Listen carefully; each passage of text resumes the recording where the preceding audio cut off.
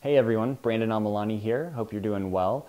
We just had an amazing harvest this year at the Chazander farm, and now that we're moving more into fall and winter, I thought I'd make a video and share with you some tips and strategies on how we can create a robust immune system and increase our immunity as we move towards the winter season. First and foremost, water is the most important element in our body. It's how everything functions in our body, including our immune system. Now, one thing I notice as it starts to get colder is that people drink less and less water because it tends to make us cold, especially first thing in the morning. So staying hydrated throughout the day and drinking a high quality spring water or good quality structured water is imperative to building your immune system and keeping things moving through the body as we move through into winter. Now, as we're staying hydrated, we need to also move our body and pump the lymphatic system. Now, the lymphatic system is part of how we detoxify and remove and eliminate toxins out of our body. And what happens is that there's these little valves that kind of open and close, and they only do that based on movement. It's not autonomic. So we have to actually move our body, walk, jog, climb, jump.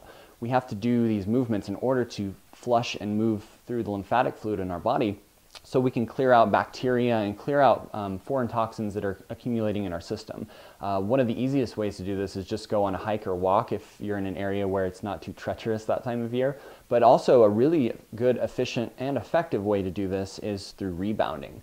If you can get a really good quality rebounder, like a BellyCon or a Cellicizer, you can actually just jump for 10 minutes a day, and that'll keep your lymphatic system flowing and moving, and it'll really help you to build your immune system and stay free and clear of toxins. Another strategy that we can implement is hot and cold therapy. This is one that I've been experimenting with a lot recently, and I personally use a far infrared sauna because I think it's one of the most therapeutic and effective ways to heat the body that helps to maximize the elimination of toxins and just makes you feel really relaxed and good.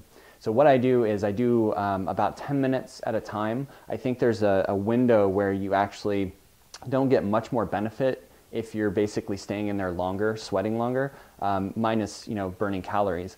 What you can do is you stay in there for 10 minutes and then you go immediately into a cold shower for a minute or two, or however long you can hold it at the time, and build your resistance there.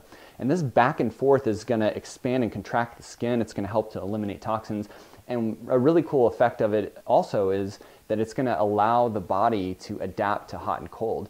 Where I live in particular, we've experienced quite a bit of shifts, and one day it's 80 degrees and the next day it's down in 60s. And that's been happening a lot this season for whatever reason. So this therapy of hot and cold and going back and forth into the sauna and in the cold shower has really helped myself regulate my temperature, and also I know that it's really detoxifying my body and building my immunity at the same time.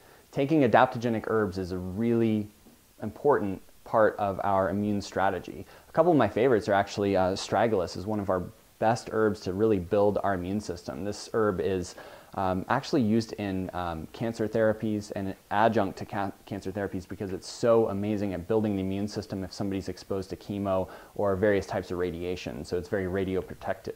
Another herb that I really like that comes around this time of year in fall is reishi mushroom. It's a powerful cardiotonic, immune tonic, and it helps to kind of sedate us a little bit and help us to relax. When our nervous system is overactive, it kind of down-regulates that a bit. So we kind of feel a little bit more at peace, a little bit more mentally clear. And again, it's really just amazing for the immune system. One of the things that I like to do as a daily practice to kind of cleanse my liver, especially during the fall and the winter season, is do a miso soup in the morning. And what I do is I add a little bit of freeze-dried Chazander powder to a traditional miso soup with some green onions. And I'm going to make a video on this for you so you can see exactly how I do it. But it's just a really great way to kind of increase digestion and boost immunity.